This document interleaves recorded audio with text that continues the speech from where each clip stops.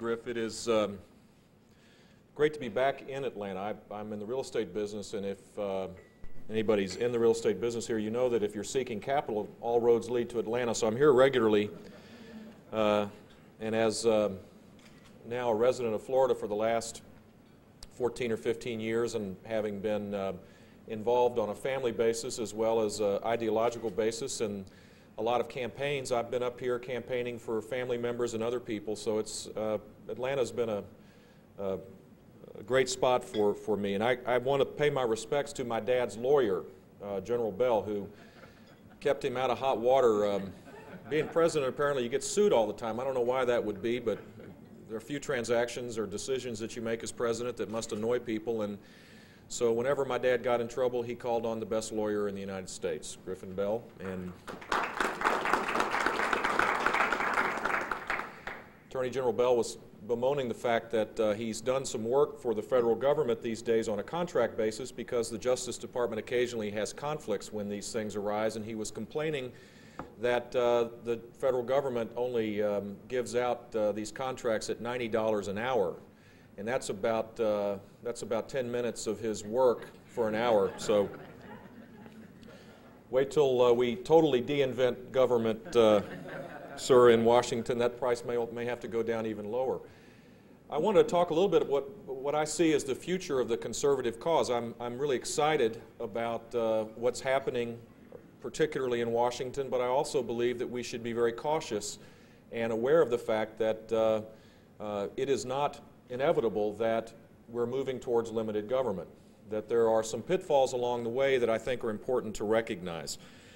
First of all, I think it's important to realize that government is not some abstract thing that responds differently than people do to the conditions that it's faced with. Government is only the accumulation of people. It isn't abstract. It is us. It is a reflection of us in many, many ways.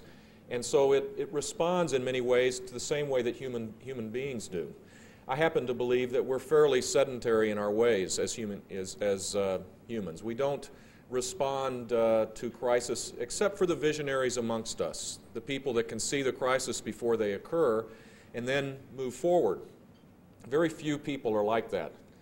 Most people are compelled to change when they're compelled to change. They are forced to change. And that's exactly what I think Washington and state governments and local governments will have to face as well. Washington will not change unless it is forced to do so, unless there's no other alternative. The only way I believe that we can de-invent government's role in our lives, which I think should be the objective as we see policy unfold in Washington, is to create a crisis, because that will be the only way then responding to that crisis will be the best most hopeful way that we can transform the relationship we have with government. Well, that sounds a little scary. The Washington term for that is train wreck, I guess, these days. But I think the crisis needs to be not just a temporary thing. It needs to be constant, and it needs to occur in the state capitals as well. There are some exciting developments in this regard. I'm hopeful that Mark Houtfield will change his mind and vote for the balanced budget amendment, but even if he doesn't, it's probably inevitable now that there will be a balanced budget amendment to the Constitution of the United States, and in doing so, we will begin this process of creating a permanent crisis that, in fact, isn't a crisis. Making government grow no faster than our cumulative ability to pay for it shouldn't be a crisis. In Washington these days, that's pretty scary, but in the real world, that's how we operate, and Washington will get used to it and will learn to do the same thing. At the state level, there are initiatives underway in the state of Florida, for example. We've passed legislation that requires government to grow no faster than the average personal income growth over the last 3 years. There are efforts afoot to embed that in our Constitution to, on a long-term basis, again, make permanent this idea that government is only a reflection of ourselves, and so therefore it can't continue to grow faster than our ability to generate income to pay for it. If you look at the history, unfortunately, we've thought it could, because over the last 20 years in Washington, there's never been a year where personal income growth was less than government, or was more than government growth. And if you add the awesome power of regulation and the awesome power of Washington to mandate things on ourselves, on business, and on local and state governments, the net effect is that it will be a crisis for government to do the same thing that we do around the kitchen table. That's the first step in creating a long-term change in the relationship we have with government. Secondly, I think that we need to reflect on the fact that as we begin this process, it won't be easy. A lot of people have gotten used to government in the many ways that we use it now for a wide array of things that our founders never envisioned that it be used for. And so as we begin this process, it is critical that the people who have the awesome responsibility to change this relationship recognize that the change should be fair, that the sacrifice should be across the board, and that we use intellectual audacity, something that in the real world, in private life, occurs all the time. People use their ability to think differently to solve problems in order to survive in markets. We need to use that same sense of intellectual audacity in government. Why is it important to be fair? Well, it won't happen unless there is fairness. I'm from Florida. You all have your own little subsidies that people being committed conservatives all of a sudden change their views on. I'll use mine so I don't offend anybody's sensibilities here in Georgia. We have a sugar industry in Florida that is protected by, not by tariff, but it's protected by price support, in effect. Indirectly, the taxpayers of the country spend about $1.2 billion to provide an artificially high price for the cultivation of sugar. Hundreds of millions of dollars go into the coffers of a business that then uses that money to pay for their protection by providing generous campaign contributions to politicians, by being actively involved in the community, creating a consensus somehow, some way, that this tariff is different than the others. Well, think about it. We're making radical changes in how, for example, people living below the poverty line will now have to deal with the federal government. Important changes, changes that will, in the end, offer tremendous hope for people right now trapped in a culture of dependency. But it is painful to tell a single mother who has no vision of what it could look like, no better vision than what they have today, because over time of the culture of dependency we've created, it's very difficult for me to imagine selling this point when people in the sugar industry continue to receive the subsidy, or other agricultural products, or special interests of every sort. It just seems to me if we believe that there should be a revolution, that the change in government should be permanent, that we should make sure that as we put the snouts out of people from one constituency out of the trough in Washington, that we don't let other snouts get in and maintain the same position. There should be fairness. There should be sacrifice across the board. How many people here are members of chambers of commerces? Most people in business are. I was Secretary of Commerce of the state of Florida, and I traveled to spoke to every chamber in a pretty large state. And inevitably what you would see was an interesting phenomenon almost across the board. You would hear businessmen and women rationally talk about the abuse and waste and fraud of government, how inefficient it was, and why couldn't it be run like a business. And in the same breath, they would be advocating in their legislative committee some form of subsidy or some form of grant that they could use to somehow do something for their community. They were blinded by the fact that if they believe that their system, the free market system, is the best in the world, that it should be consistent. We have to make sure that as we change this relationship, that it is across the board, that business people, as much as people in need, have to change this relationship. If not, we will hemorrhage, the hemorrhaging of debt will consume the future of our children and grandchildren. We have a golden opportunity, and for it to succeed, I think that after the crisis is created on a permanent basis, that fairness and sacrifice apply. Then there has to be some creativity. This we're doing pretty well in Washington on because of the Speaker of the House. I can't think of anybody more creative, more coloring outside the lines, more challenging of the basic assumptions of the relationship we have with government than Newt Gingrich. Thank goodness he's there, because it will require some new thinking. As we change the relationship, for example, of elders in how they receive their health care, it's going to require a tremendous amount of intellectual audacity to make that system work. It happens every day in the real world.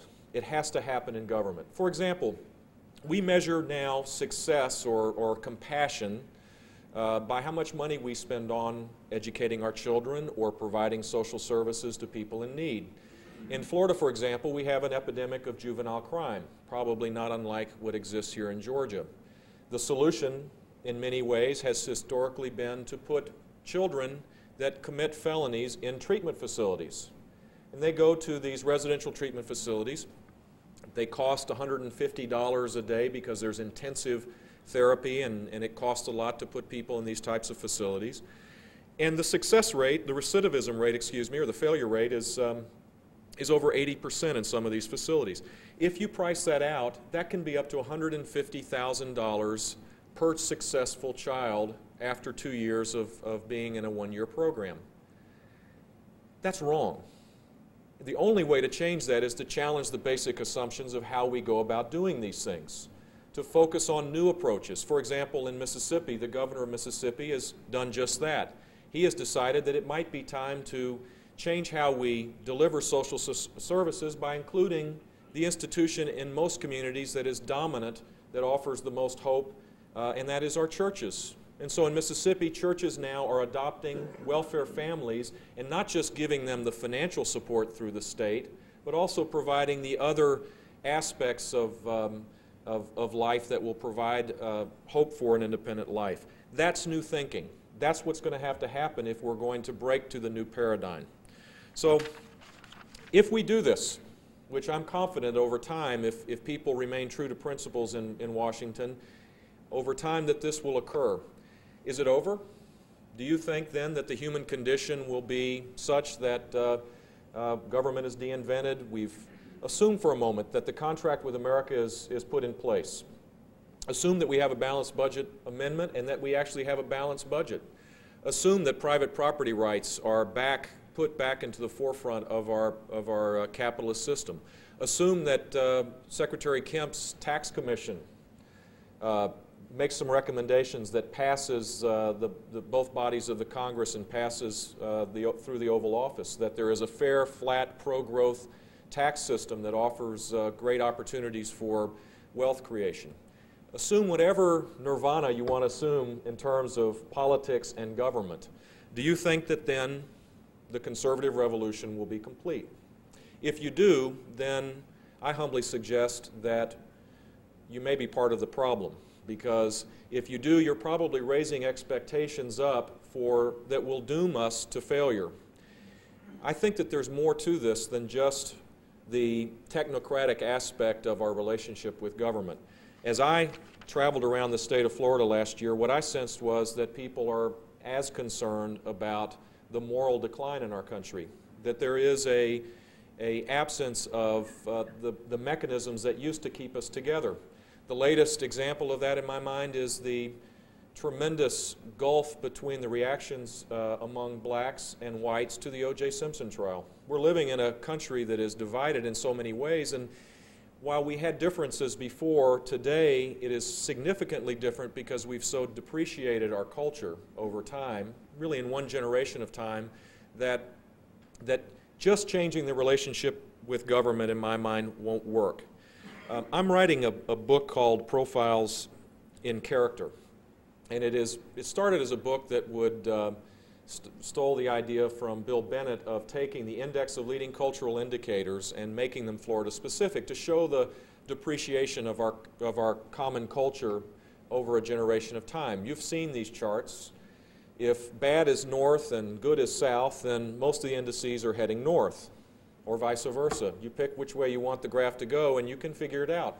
The level of crime, you can show on charts the dismal record of the last 30 years of our communities and our states and in fact our country in this very important area of life. But there's more to that, and there's perhaps a better way of describing it. One of the things that we did was take 2 weeks in May of this year. It could have been 2 weeks of any time in the life of Florida, or in fact, unfortunately, in Georgia. In fact, it can be today. As I woke up this morning to come here, a 10-year I saw on the NBC News this morning that a 10-year-old boy bludgeoned his temporary teacher to death.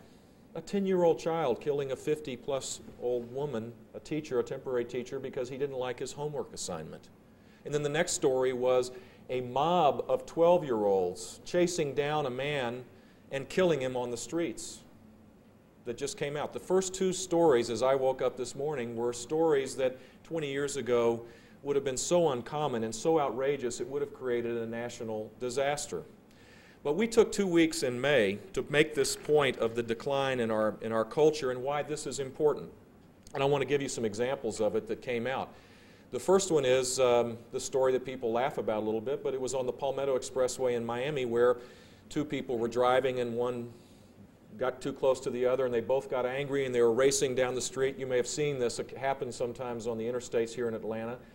And they stopped to resolve this dispute. One of the gentlemen was an ex-police officer. He had a semi-automatic weapon on his lap, and the other guy, in anger, went after him. They argued. He grabbed the gun, took 2 steps back, and blew away the former police officer. That happened the first day in this episode in Florida that is not uncommon, that happens every day. The second one was a stepmother arrested for killing a 10-year-old boy after years of abuse, including forcing the boy to eat his meals in a kitty litter box and forcing him to run naked around the neighborhood. Paramedics found a 71-year-old woman described as the living dead on a couch in urine and feces all around her with worms and roaches all over her body, and her son, who was living with her at the time, was arrested for elder abuse, had no clue that he was doing anything wrong. A dentist was arrested for hiring a hitman to kill his wife, which was successful. He got caught when he tried to hire an undercover police officer to kill the hitman.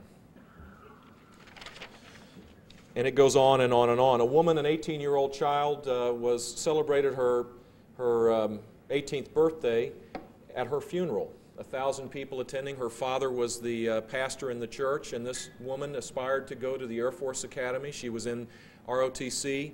She was working extra hours at Burger King to be able to provide for her college education.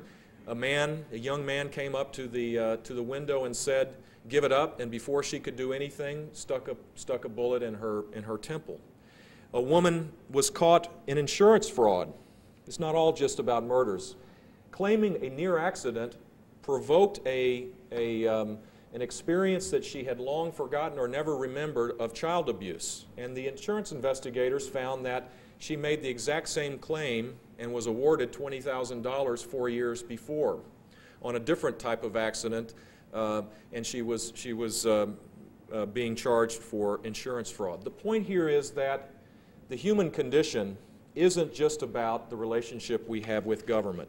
If we are to make any long-term efforts to change how people view the future, to believe, as most people do not believe today, that the American dream is alive and well, we have to focus on our culture. We have to focus on the character of ourselves. Think of it this way. If you have 100 chances to define culture, which I believe you do, each and every person here has probably 100 times each day that they can be civil, they can be honest, they can show integrity, they can be courageous or cowardly, they can do the things necessary to keep us intact, or they have the option of doing the opposite. And let's assume, given the fact that we are imperfect under God's watchful eye, let's assume that today we get it right only 60 times. Imagine what it would be like if we could get it right 80 times. Imagine. In the state of Georgia, I assumed that there were 8 million people living in Georgia. I now hear that there's 7. So my math is based on 8 million, and I apologize for that. But assume for a moment that 8 million people got it right every day 20 times more. That's 16 million times, and 365 days, you get it right 58 billion little ways that you can improve our culture. This is not a question of asking someone else to take care of this problem. This quite simply is a question of looking ourselves in the mirror each day, reflecting on the crisis that we face, rolling up our sleeves and making a difference. And there are some things that I think society can do to make this happen more often than not. Benjamin Franklin said it best when he said, "Little strokes fell great oaks." Not only hurricanes knock down the oak trees in South Georgia and Atlanta, little strokes can do it. By improving our own lives in little ways, we can certainly make that happen. To achieve this, though, we must redefine individualism back to what was probably the genius of our country.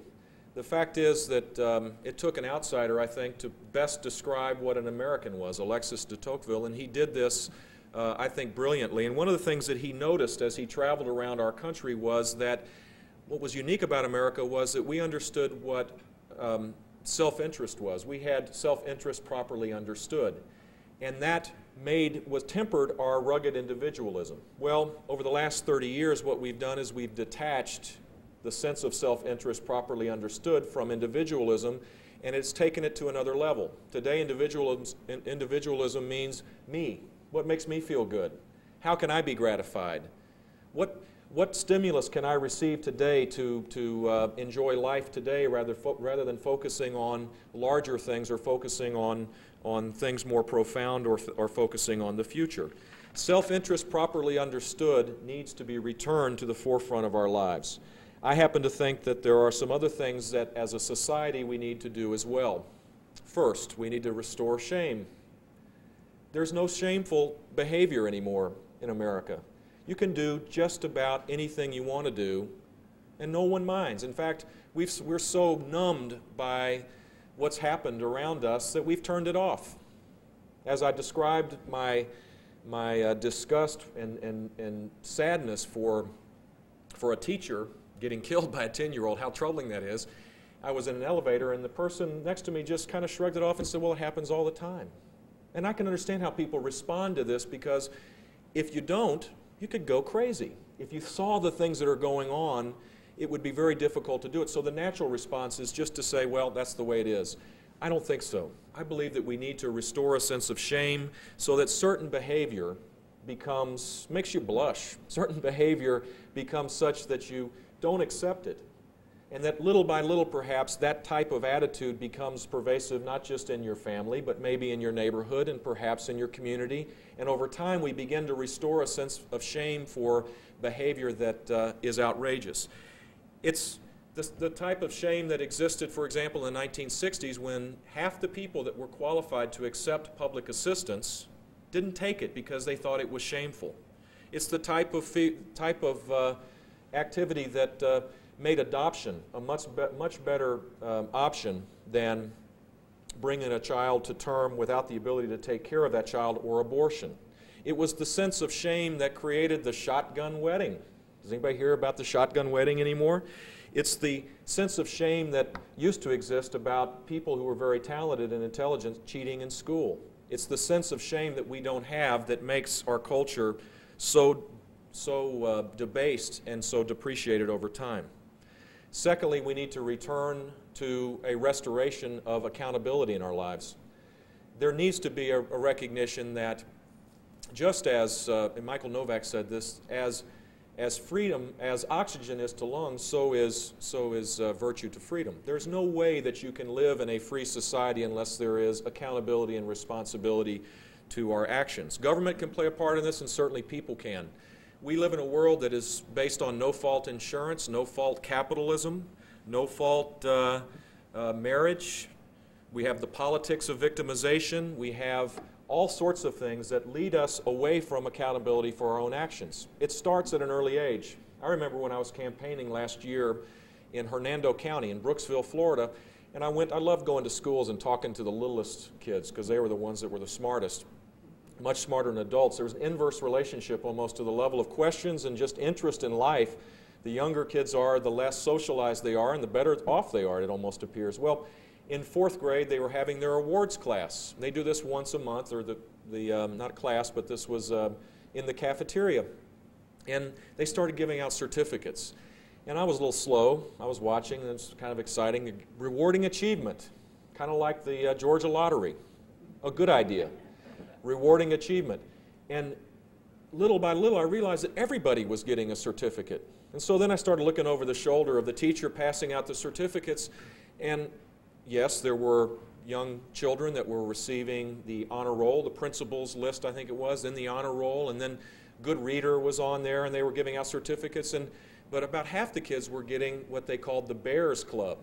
And so I being an inquisitive sort, I asked the principal of the school, "What is the Bears Club?" He said, "Well, we're worried about the self-esteem of the children that don't do well, and so we give them certificates as well." And I said, "Well, what about the parents that have shown up with pride for their children doing well? Don't you think that also the recognition that if you do something right, there should be a recognition for that? Doesn't that matter?" No, it doesn't. And that's the common denominator, not just in elementary school, but by the way, it's also the common denominator in law schools today, in higher education across the board. There is a disconnect between one's actions and the sense of responsibility for those actions. And so we need to restore accountability to our actions. Government getting out of the way, by and large, would be the best thing that it can do in that regard. We need to restore the language of virtue. We live in a society today that talks about values. Old values, traditional values, new age values. My values are mine, yours are yours. We need to start talking about virtue, because virtue is what ties us together. Virtue is based on absolute truth. There is no argument that honesty is better than lying, that being courageous and principled is better than being cowardly, that being prudent is better than being slovenly, that being temperate is better than the alternative. Those are absolutes that have been timeless through time, and there is no need to debate this. People of virtue can be liberals or conservatives. They can be Democrats or Republicans. It is not a question of what makes us feel good or the value systems that we have inside. As part of this book, we did a little interesting experiment. The St. Pete Times is recognized as probably the premier newspaper in Florida, the best written one. It's certainly the most liberal, but that's a different subject. And since 1987, we did one of these computer runs and asked the computer to tell us how many times the word virtue was used in the newspaper, in the St. Petersburg Times. And it was used over a 6-7 year period. It was used 147 times. In almost every case, it was used, the term virtuous was the term we asked, and virtue, and it was used in the sexual connotation. And it was normally used about unreal people, about movies, or about imaginary things, not real-world considerations. We've lost the language of virtue, which makes it harder to regain the sense of civility and the importance of character in our lives. Teaching virtue in schools should not be a debatable point. It should be, as it once was, a key element of the teaching that a child needs to have to be able to live a proper life. Today, we have debates about whether character education should be part of the curricula of public or private schools.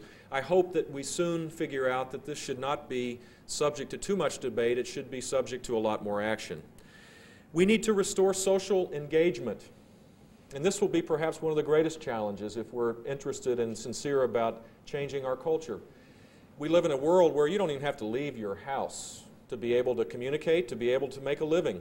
Look at the growth of home industries in our country. It's actually a very healthy thing as entrepreneurs take charge of their own lives. But through internet and through cable television and through all sorts of means, you don't have to talk to people anymore. You don't have to learn about their problems and their aspirations. You can live your own life and be with people just like you and never be challenged. George Will wrote an article about this, and he brought up this point which on the surface may seem totally irrelevant, but it really isn't. He recited a research paper done by a Harvard professor that bemoaned the fact that since 1980, there is an increase of 10% of the number of bowlers in America, but at the same time that that's taken place, there is a decrease in the number of people participating in bowling leagues of 40%. Think about it. We've lost the web that has kept our society intact. My personal belief is that we're imperfect. We're sinners. We make mistakes by our very nature. And we need to have the social capital. We need to have the social infrastructure around us to give us a chance of being a little less imperfect. And if we destroy that, as we have done simultaneously with these other trends in our culture, and we live in a society where it's not even necessary to survive anymore, it's a present danger. We need more bowling leagues. We need more civic associations. We need more neighborhood groups that are focused on diverse people with different interests coming together for a common cause. Simultaneously with the decline of those types of institutions, churches being a good example of it, in importance in our society, we've seen an awesome growth in organizations of special interests. The AARP is a good example of this. It is a group that is based not on any sense of community. They don't get together that often. They get together because they got great insurance. They get the magazine that helps them live their life perhaps, but there is no social engagement through association with AARP. Likewise, many of the rapid growth of environmental groups, perhaps the Christian Coalition would be an example of this. We're disengaging our society at a time when we need to find common ground to begin to solve these problems. And finally, I think that we ought to restore a little civility in our lives. And this is for someone who just spent 2 years giving his all in a campaign which is probably the most uncivil place in the world, which is campaigning. The tendency and the natural aspect of this is to exaggerate, is to attack, is to distort in order to strike the fear high enough that when you begin to hopefully offer a little hope that it catches on. It's wrong, but it also exists in our daily lives. There is maybe a need for, General Bell, a little hypocrisy in our lives, where instead of just telling people what you really think, maybe a little civility, maybe perhaps a little Southern civility would be useful in Washington and the capitals of around the country and in our own daily lives. I give you an example, not to brag, because this is not that big of a deal. Griff heard this in Philadelphia. As a candidate, I lost, and it was not the greatest experience of my life. I've never run and won, so I don't know how that feels, but I assume it's better than losing. And I was disappointed. And after the election that morning, I was heading back down US 1 down to my house. And Governor Childs, who's never lost an election in 35 years of public life, was doing what he always does. After every victory, he goes to street corners around the state and waves signs and thanks people for supporting his campaign, which is a nice tradition, and it's certainly a tradition since he's done it probably about 15 times in his political career. Well, I saw him, and I stopped. I didn't think about this in any kind of calculating way. This was taught to me by my mama.